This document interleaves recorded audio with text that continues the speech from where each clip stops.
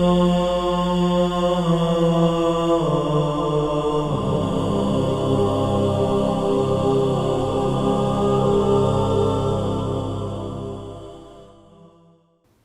اللہ الرحمن الرحیم الحمد للہ رب العالمین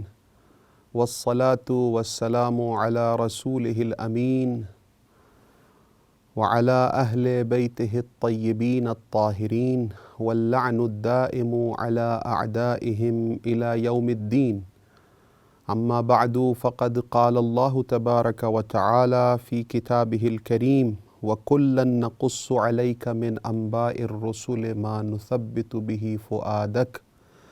وَجَاءَكَ فِي هَذِهِ الْحَقُّ وَمَوْعِظَةٌ وَذِكْرَى لِلْمُؤْمِنِينَ۔ انوار قرآن کے سلسلے میں آج ہم آپ کے سامنے یہ چوتھی گفتگو پیش کر رہے ہیں۔ گزشتہ روز ہم نے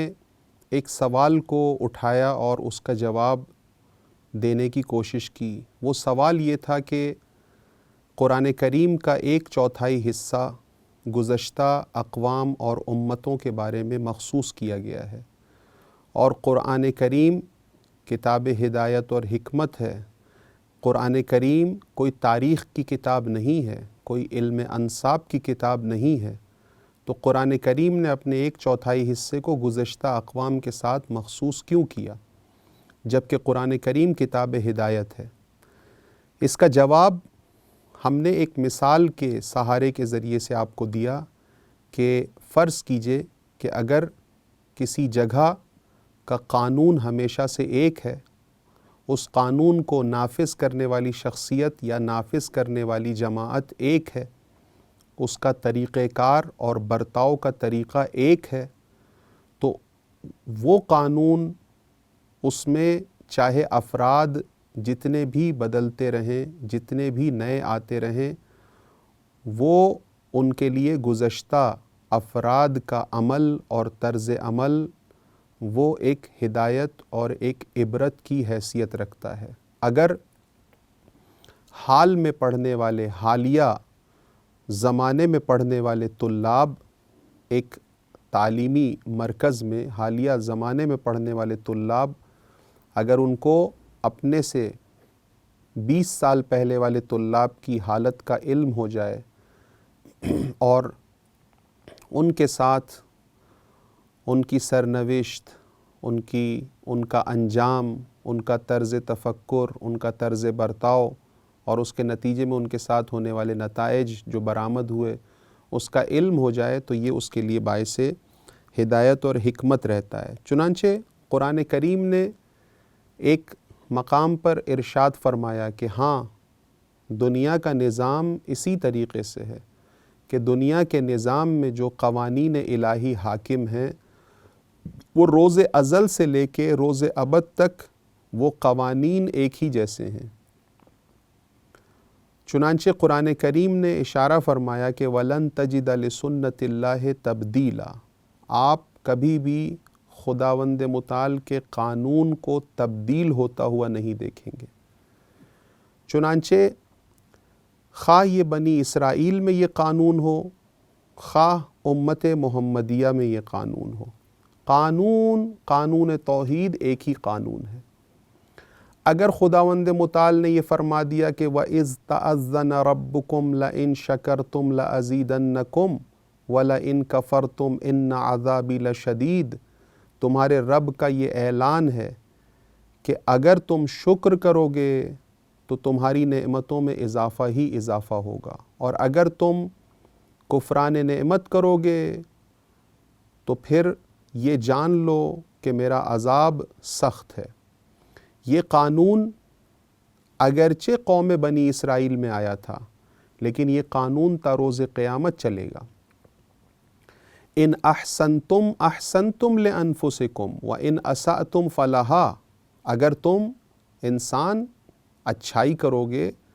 کسی کے ساتھ اچھائی کرو گے، تو یہ در حقیقت تم اپنے ساتھ اچھائی کر رہے ہو۔ وان اسأتم فلہا، اور اگر تم کسی کے ساتھ برائی کر رہے ہو تو در حقیقت وہ اپنے ساتھ برائی کر رہے ہو۔ یہ ایک قانون الہی ہے۔ یہ قانون الہی اگرچہ سیاق آیات سے دیکھا جائے تو قوم بنی اسرائیل میں تھا، لیکن یہ قانون ہمیشہ سے ہے اور ہمیشہ چلتا رہے گا۔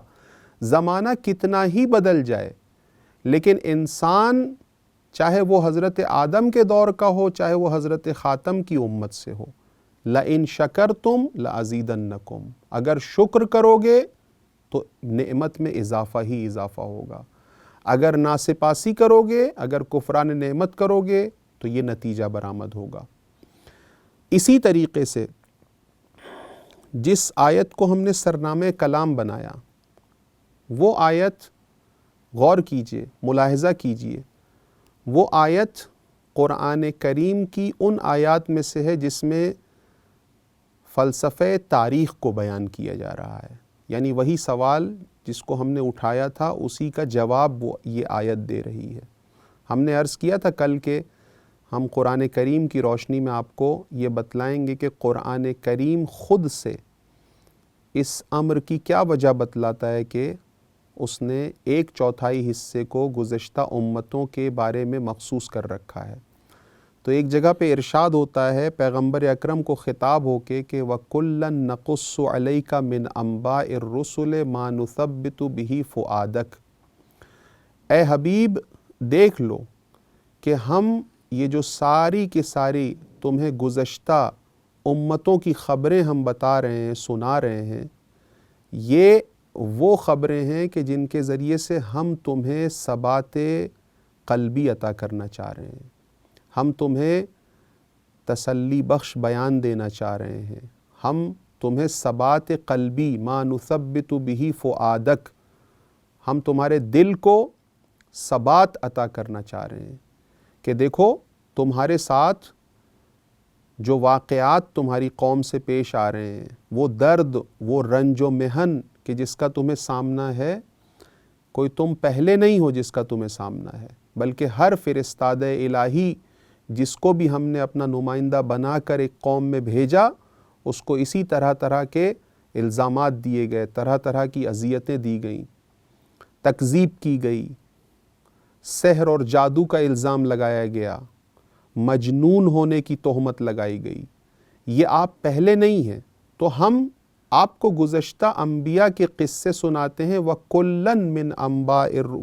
نَقُصُّ عَلَيْكَ مِنْ أَنْبَاءِ الرُّسُلِ،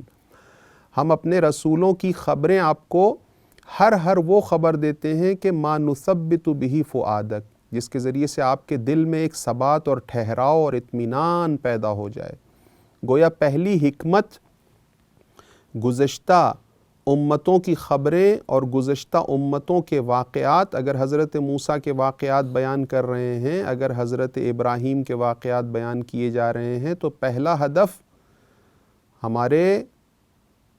رسول کی ثبات قلبی ہے، جس کے نتیجے میں ثبات قدمی عطا ہوگی، اور یہ امت ہی کے فائدے میں ہے یہ بات بھی۔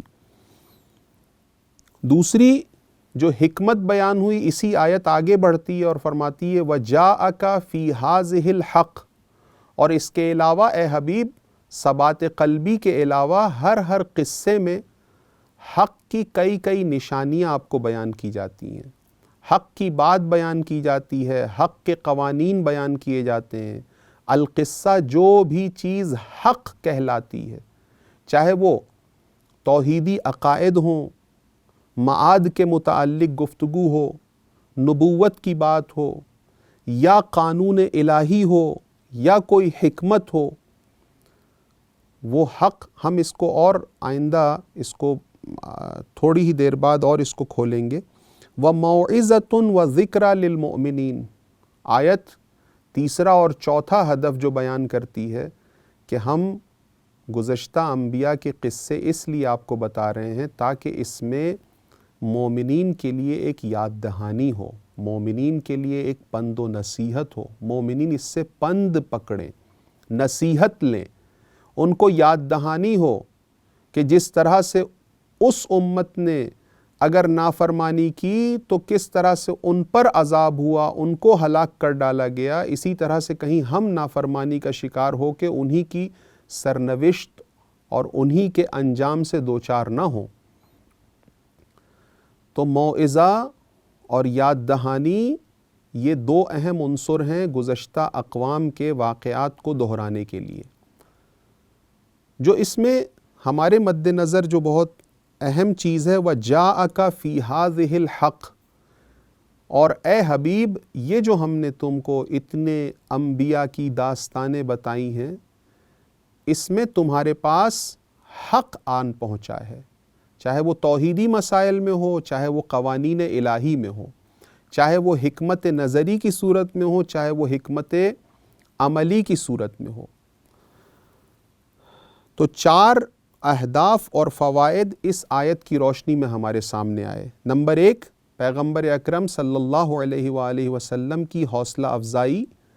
اور ان کی ثبات قلبی کا باعث بنتا ہے یہ قصہ پہلے والوں کو بیان کرنا. نمبر 2، حق بات اس میں بیان ہوتی ہے. نمبر 3، موعظہ. فرض کیجئے کہ حضرت یوسف کا اگر واقعہ مومنین کے سامنے پڑھا جاتا ہے تو مومنین کے لیے پند و نصیحت ہوتی ہے کہ کس طرح سے ایک عبد تمام مشکلات میں گھرنے کے باوجود اگر وہ توحید کے دامن کو پکڑے رہے تو کس طرح وہ نجات سے ہمکنار ہوتا ہے. اسی طریقے سے ہم بھی اگر اس طرح سے ہوں، ہم بھی یوسفی ہوں. چوتھا، یاد دہانی. یاد دہانی ایک معاد ہے، ایک ابدیت ہمارے سامنے درپیش ہے. انشاءاللہ ہم اس دوسرے نقطے کو ہم اگلی گفتگو میں ہم اس اپنے دوسرے نقطے کو وَجَاءَكَ فِي هَذِهِ الْحَقِّ، یعنی جو گزشتہ انبیاء کے قصوں میں حق کی اور حکمت کی اور سنتائے الہی کی باتیں ہوئیں، اس کے چند نمونے ہم آپ کے سامنے پیش کریں گے. وآخر دعوانا ان الحمد للہ رب العالمین.